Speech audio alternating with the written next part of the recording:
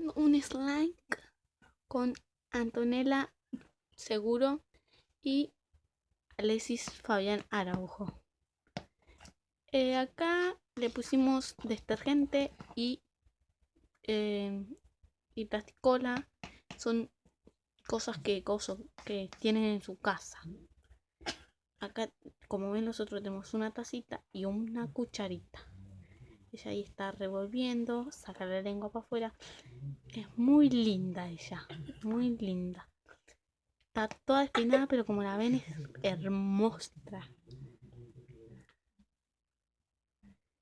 Bueno, ahí estamos viendo cómo lo hace todo. Vamos a frenar el vídeo.